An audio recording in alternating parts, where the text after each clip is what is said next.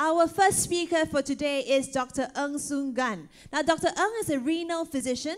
He is currently practicing at Gleneagles Medical Center and the Mount Elizabeth Novena Specialist Center. He graduated from the National University of Singapore in 1998, and he went on to attain specialist accreditation in renal medicine in 2007. He was conferred Fellowship of the Royal College of Physicians of Edinburgh in 2009 and Fellowship of the Academy of Medicine Singapore in 2010. 所以我们的下一个讲座人呢是黄俊彦医生，他是一名肾脏专科医生，他现在在英格医学中心和伊丽莎白挪威纳专科中心行医。他在1988年毕业于新加坡国立大学，及继续在2007年获得专科鉴定合格肾脏医学。他在2009年成为爱丁堡皇家内科医师学院的成员，他也在2010年成为新加坡医学教育学院的成员。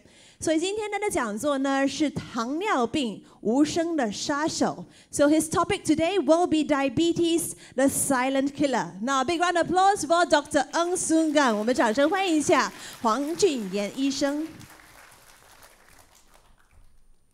Good afternoon, ladies and gentlemen. Firstly, I'd like to thank KDF for giving me the opportunity to be here this afternoon to have a session with all of you. I've been asked to give you a little bit of insight into diabetes and the problems that are associated with diabetes, and I'll try to do that in the 30 minutes that I have with you. 各位来宾下午好，我是黄医生。那么非常感谢 KDF 今天邀请我来这里跟大家分享一下我们对糖尿病的一些心得。那么今天呢，我将跟大家说一下糖尿病的一些主要的一些病因和一些处理的方式。那么希望你们能够有更好的参与。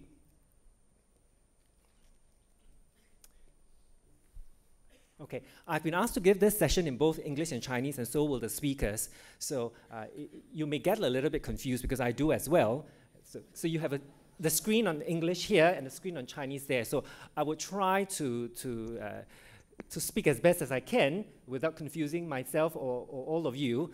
Okay, the content is going to be similar, but it may not be exactly the same. All right. So if you can't understand, just raise your hands. Let me know. I'll try to change it. Okay. So I just wanted to start with giving an introduction as to what is diabetes. So it's something which you hear about very frequently. It's been coming out in the papers in the last 2 months or so. You see that the Ministry of Health has now decided that this is a very important issue, and a lot of efforts have been put into the media in the past 2 months telling us about how terrible diabetes is and what we should be doing to avoid diabetes. So to put things in perspective, I'm just going to give you a little bit of introduction into what is diabetes so that it allows us to better understand this condition. So essentially, the food that we eat in the form of carbohydrates are largely changed into a type of sugar that we call glucose. All right. Now, this glucose travels in the bloodstream to all the different body cells. All right. And our body cells require glucose to generate energy. All right. So our body cells do require glucose. Now, you're going to hear a little bit of this hormone called insulin. It is a hormone that is produced in the pancreas, and we actually need this for the glucose to move into the cells. All right. So simplistically speaking, for people with diabetes, what happens is that the glucose stays in the blood instead of being turned into energy by the body cells. And that is why the very common presentation for our patients with diabetes are such that their blood glucose levels or the blood sugar levels are higher in people with diabetes. All right, so that's a simple way of looking at it. Now, 接下来让我告诉你一下，说到底什么样的情况会造成糖尿病？好，我这边我看的不是太清楚，所以我不会用这个指数。那么简单的来说，糖尿病其实是指我们血液循环当中含有太多的糖分。那么一般上我们人体会将我们食物中的碳水化合物呢转变成一种葡萄糖，那么这些都会作为我们身体的能量来源。那么胰岛素呢是由我们体内的一个器官，我们的胰脏所产生的一种荷尔蒙。那么我们需要这个荷尔蒙来帮助我们的葡萄糖进入细胞，进而提供我们身体细胞所需要的一些能量。那么，当我们如果胰岛素不足，或者我们人体无法非常好的运用这些身体所产生的胰岛素的时候呢，那么我们的葡萄糖将无法进入我们的细胞，那么进而造成我们的血糖的浓度也会相对的提高，那么这就进而的会造成糖尿病的产生。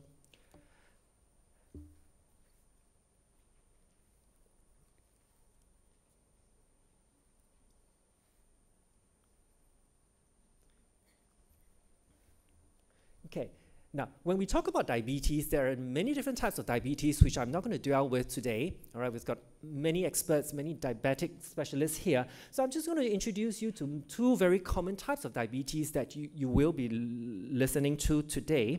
All right, the two commonest types that we will have will be patients with type 1 diabetes and those with type 2 diabetes. There are many different types, but I'm going to just concentrate on these two types of diabetes. Now, in type 1 diabetes, what happens is that, I've told you earlier, our body needs insulin for the sugar or the glucose to move into our cells. So when the insulin-producing cells in the body have been destroyed, the body is unable to produce any insulin. So what happens with that is that these patients, therefore, will require injections of insulin in order for the body to get the necessary insulin. All right? This is much less common, and it tends to affect only about 10% of the population with diabetes, and it tends to present very early in childhood or young adults. Okay, this is as a general statement. Of course, there are exceptions, but generally this is what we're talking about. The second type of diabetes is the one that's much more common. Okay, it's the one that we're going to see much more. This is what we call type 2 diabetes. In this case, the insulin-producing cells in the body, they're not able to produce enough insulin, or the insulin that's produced doesn't work properly. We use a term called insulin resistance. So the body does produce insulin, but for whatever reason, the body is not able to make good or effective use of insulin. All right, this is a lot more common, and it affects about 90% of patients with diabetes. And if you look at the age group, it tends to affect patients who are usually more than 40 years old, and obesity and physical activity increases the risks significantly of developing type 2 disease. So you can tell that as we become more affluent, we're going to get more and more patients coming to us with type 2 diabetes. 那么一般上，当我们讲说糖尿病的时候呢，我们会分几种类。那么我今天会专注于两种的主要种类。好，那么我们糖尿病主要的种类，一个我们所谓的一型糖尿病。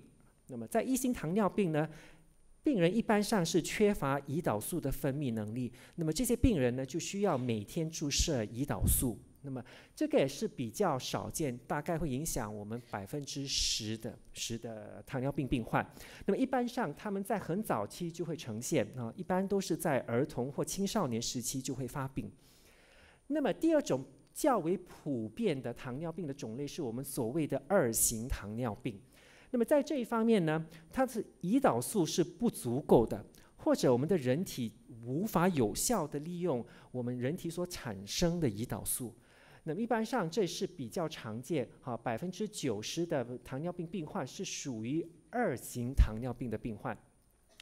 那么跟第1型糖尿病相对来说呢，我们2型糖尿病一般上是在40岁以后才会发病。那么体重超重的病患还有缺乏活动呢，都很有可能造成我们产生2型糖尿病的风险。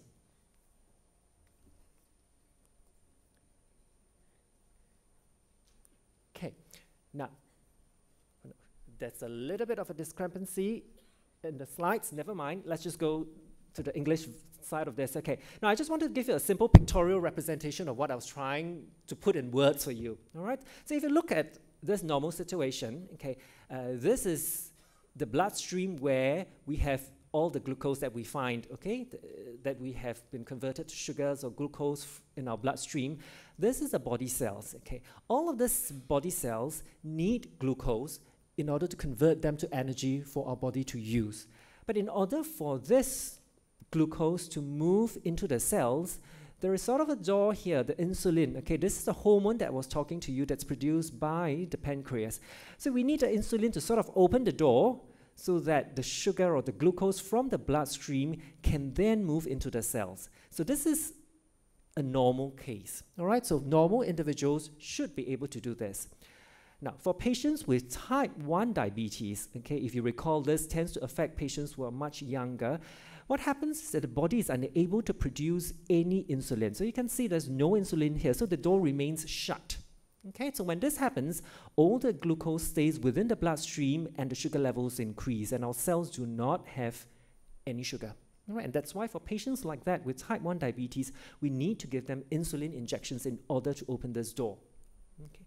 Now, for patients with type 2 diabetes, which is the more common variety, you notice that there's a lot of sugar here. All right, the door is not completely shut, okay, but it's rather tight there. Why? Because either the body isn't producing enough insulin, or the insulin is being produced, it doesn't work very effectively. So it's rather difficult to get this door to open, but somehow some of the sugar will move into the cells. Okay, so this is a simple pictorial representation here. Okay, now the Chinese one is up here as well. 那么我们以图画性来告诉大家，这个糖尿病是怎么产生的？这个在一般的情况之下呢，这是正常的情形。那么这是我们的血液，我们的血液含有很多的葡萄糖。那么这是我们的细胞，我们的细胞呢是需要这些葡萄糖能够顺利的从我们的血液而晋升到我们的细胞里面。但是这样的一个过程呢，其实是需要一种荷尔蒙，刚才我说的一种叫胰岛素的荷尔蒙。我们需要有这个荷尔蒙，我们的葡萄糖才能够顺利的从血液当中流进我们的细胞里头。那么之前我们说的1型糖尿病，这个是比较不普遍的一种情况。在这种情况之下，我们的体内其实是无法产生任何的胰岛素。那么在这样的一种情况之下呢，这个门槛就无法开启。在这样的一种情形之下呢，我们的血糖里面就会堆积非常多的葡萄糖，因为葡萄糖无法的顺利的进入到我们的细胞里头。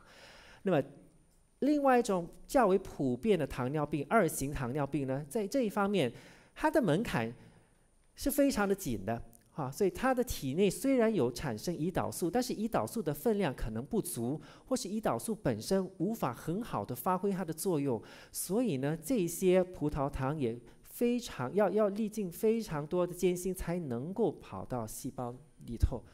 所以这个是一种非常简单的一个图案，让你了解一下我们糖尿病的情形。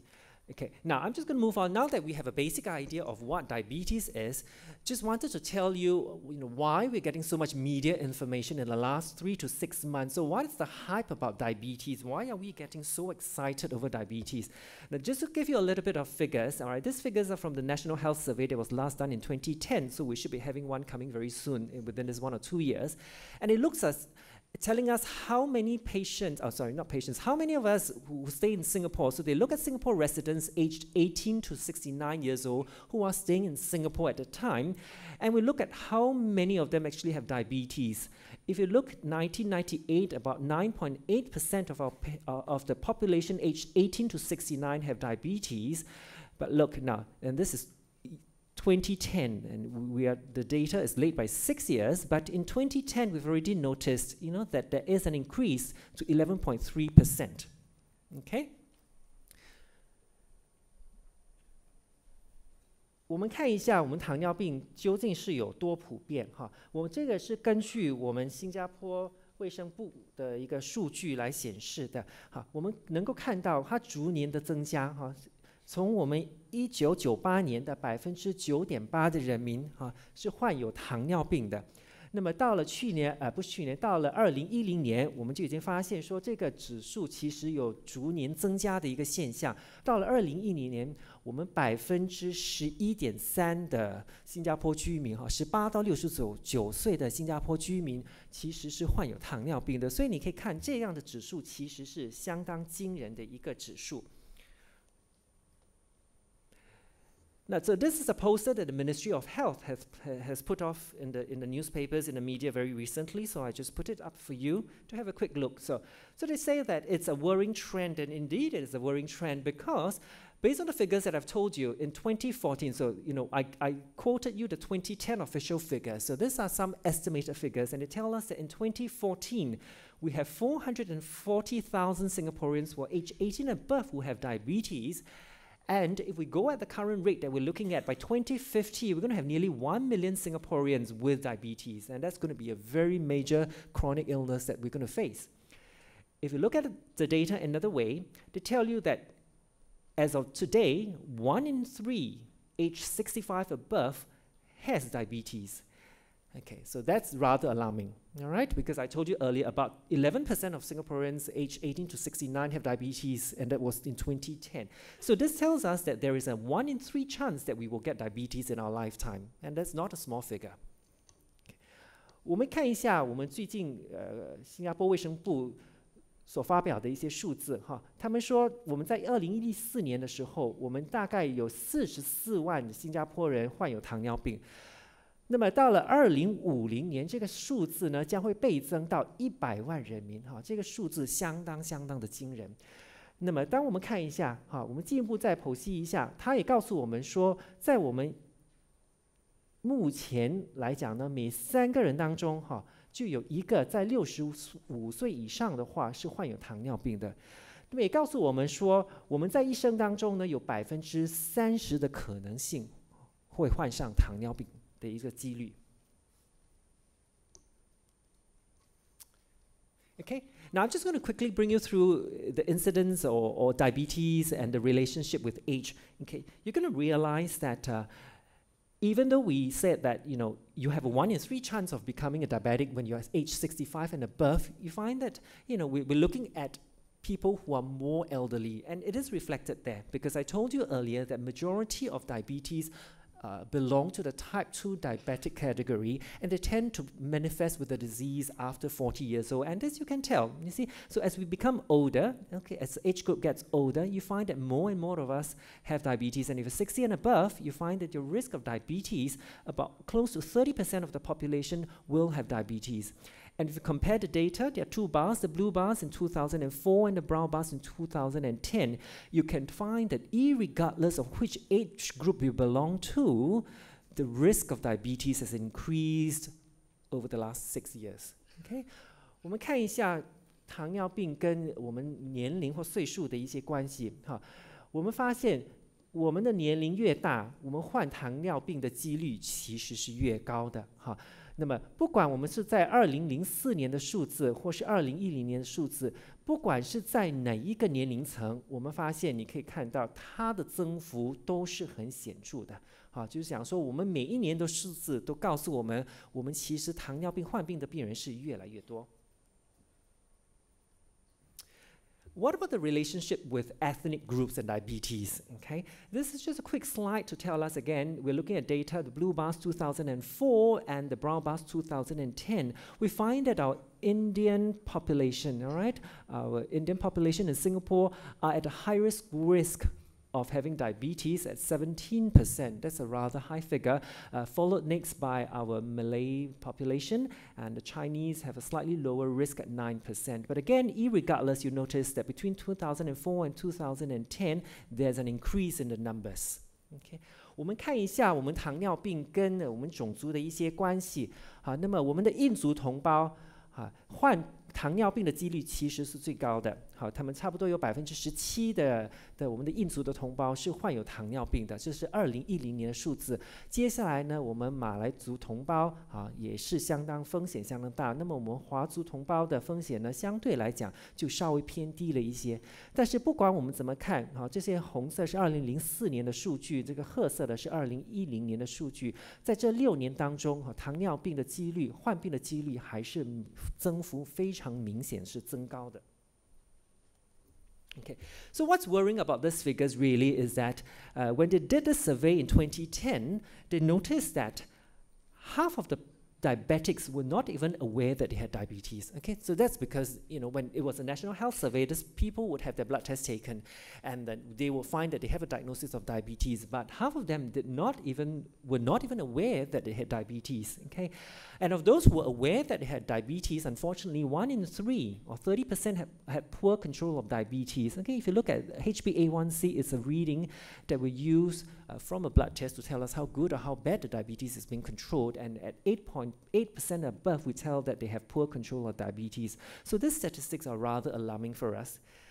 Now, 我们知道这些数据呢，有一些是令我们担忧的，哈，为什么呢？因为我们根据2011年的一些数据来说，每2名糖尿病的病患当中呢，就有1位其实不知道自己是患有糖尿病。所以当你不知道的时候，当然就没有办法去求医，哈，这些都是所以相当可怕的一件事情。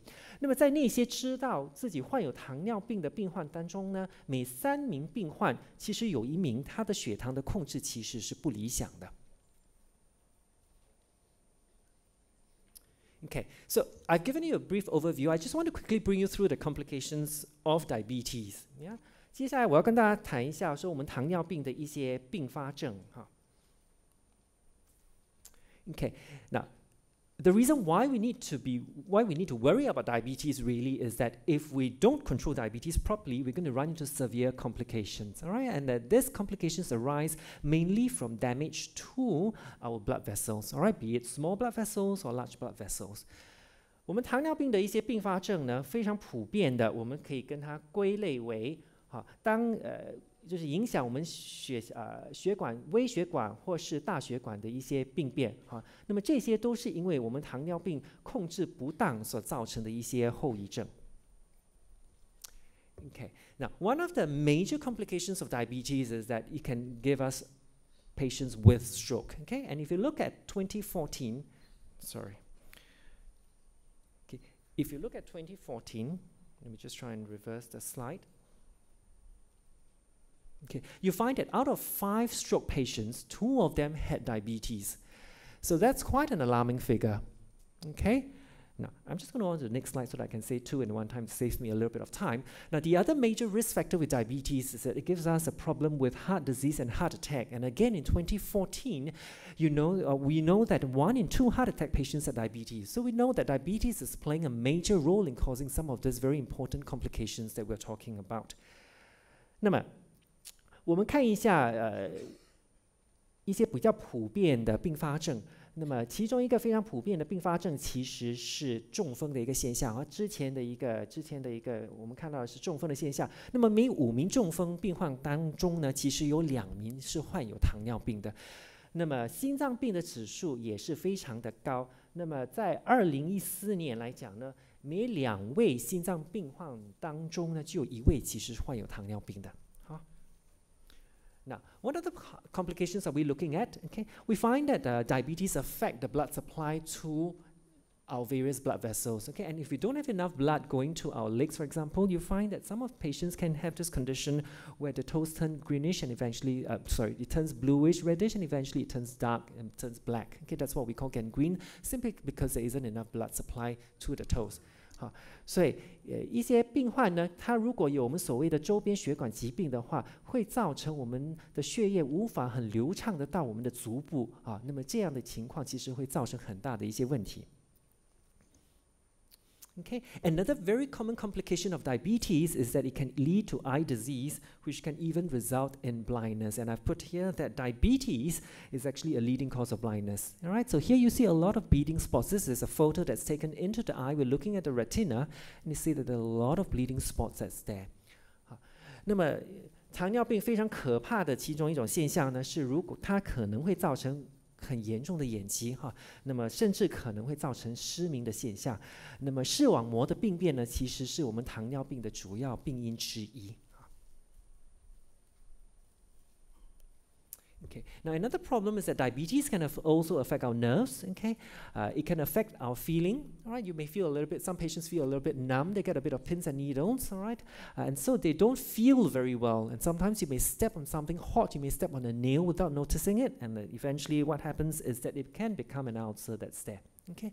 所以糖尿病也可能影响到我们的神经，然后使到我们的神经受损。那么当我们的神经受损的时候，我们的触觉就不是非常的灵敏。在这种情况之下，有时候可能我们踩到一些比较烫的东西踩到一些尖的东西，可能没太大的感觉那就可能会造成我们所谓的足部的胃溃疡，甚至可能演变成严重的发炎的一种现象。所以这个也是相当可怕的一种情形。Okay, now.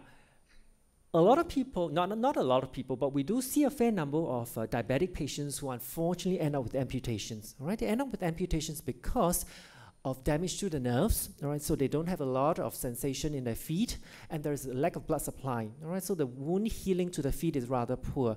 And if we don't act on this very early, some patients do end up with very bad foot infections, and we eventually need amputations. And the figures tell us that in 2014 alone, we saw more than 1,500 amputations because of complications arising from diabetes. 那么一个非常可怕的一种现象，其实是截肢的一种危险哈。那么这种是因为我们足部神经的一些病变哈，我们的神经受损，加上我们的血液流量其实减少。当这两种病因结合在一起的时候呢，其实增加了我们患足部溃疡感染哈，以及最终需要截肢的一种可能性。那么当然，在2014年呢，我们就新加坡本身就已经有超过1500宗因为糖尿病引发的并发症而需要截肢的病例。那么跟今天比较有关系的主题呢，那么we're going back to something that's closer to our hearts today, all right? Because this is a symposium organized by the Kidney Foundation, Kidney Dialysis Foundation, is that of the problem of diabetes resulting in kidney failure, all right? And diabetes is actually the #1 cause of kidney failure in Singapore. 那么糖尿病其实在新加坡是造成末期肾脏衰竭的首要或主要的病因。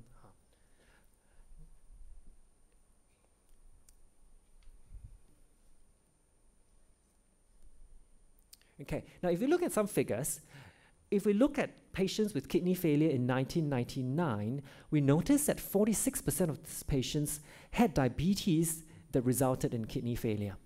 Okay, but over the years, you notice that the incidence of diabetes has increased dramatically, all right, over the last 10 to 15 years. And do the numbers show up the same way? It does actually, because when you now look at the new kidney failure patients in 2013, we now find that diabetes has accounted for 63% of the cause of kidney failure. So you can tell from 46%, diabetes now account for 63% of the causes of kidney failure. So that's a terrible figure that we're talking about. 那么糖尿病呢，也很可能导致末期肾脏衰竭。我们看了，如果是1999年的数字，46%的病患是有糖尿病的，而这个数字到了2013年呢，已经有超过一半，63%的病人，其实是因为有糖尿病而造成我们肾脏衰竭的。So now this is the last part of my talk. How can we prevent kidney failure? All right, so if you do have diabetes, unfortunately, what should we do to ensure that we do not get kidney failure? Okay. Now, I think the most important thing is we need to ensure we have good sugar control, all right? I'm not going to say too much about this because our subsequent speakers will be talking more about this, okay? But we need to first ensure that we have good sugar control, either by means of dietary modifications, or lifestyle modifications, weight loss, so on and so forth, as well as the use of specific medications that will be talked about in the next session, all right? 所以我们要如何预防糖尿病病患产生所谓的肾病呢？那么最主要的，我觉得非常重要的一点，其实是我们要确保说，我们都要有良好的血糖控制。那么这个血糖的控制，一般上我们会用一种指数，这种指数我们叫做糖化血红蛋白。那么我们都希望说，这些指数能够在7%以下，那么就会减少糖尿病造成一些后遗症或并发症的可能性。Now, apart from that, we also want to emphasize that blood pressure control is very, very important. Again, whether we control blood pressure through the use of dietary measures, lifestyle modifications, or the use of medications, we really want to ensure that our blood pressure is less than 140/90. 那么我们血压的控制也必须是非常非常的严谨的。那么一般上来讲呢，我们是希望我们的血压控制能够在140，我们的上压，我们下压应该在90以下。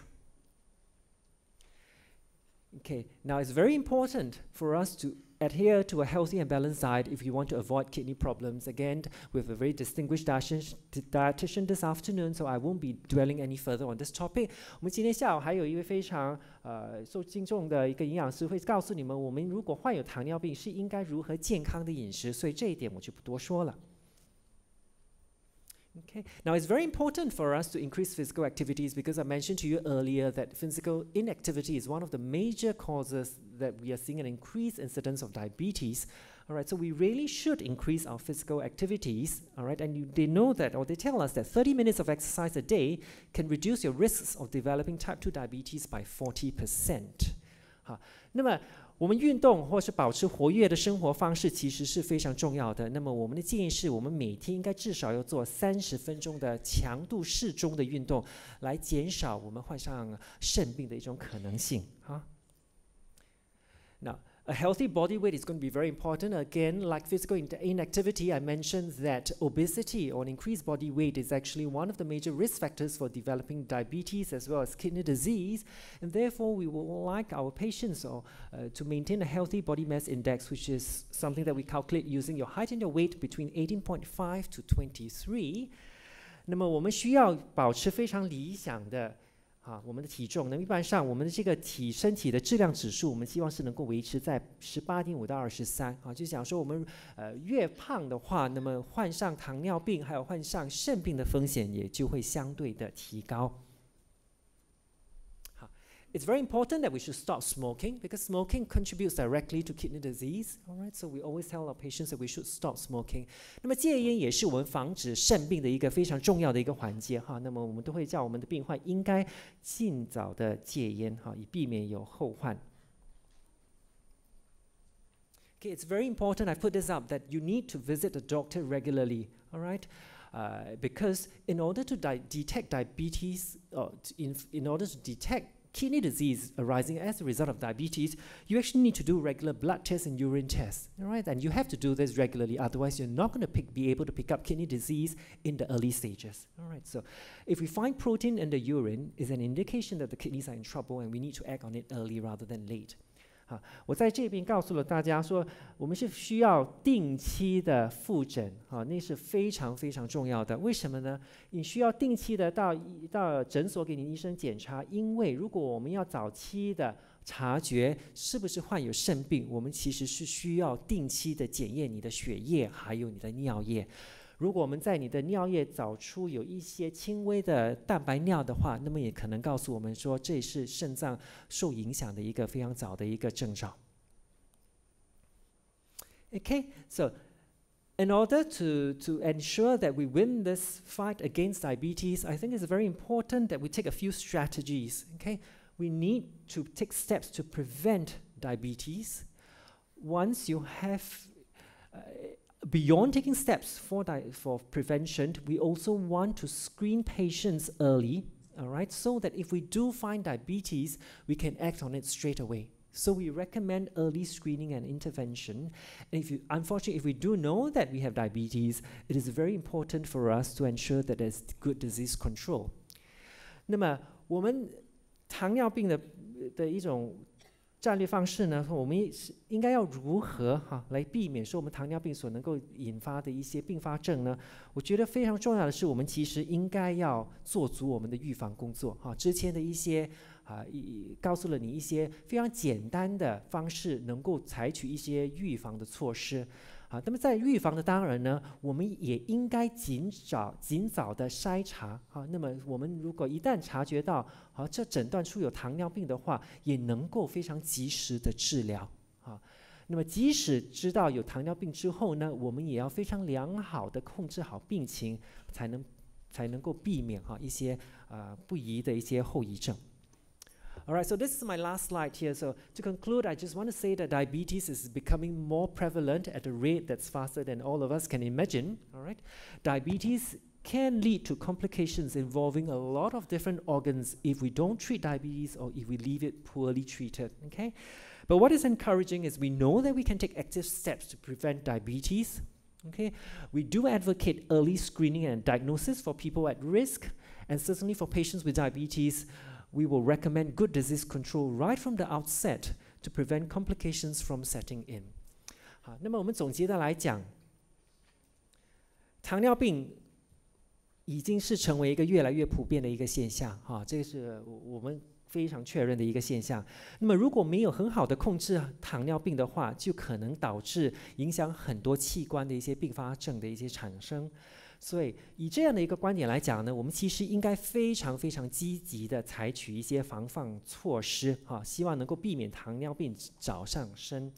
那么筛查有风险的群体，以便能够尽早的诊断糖尿病。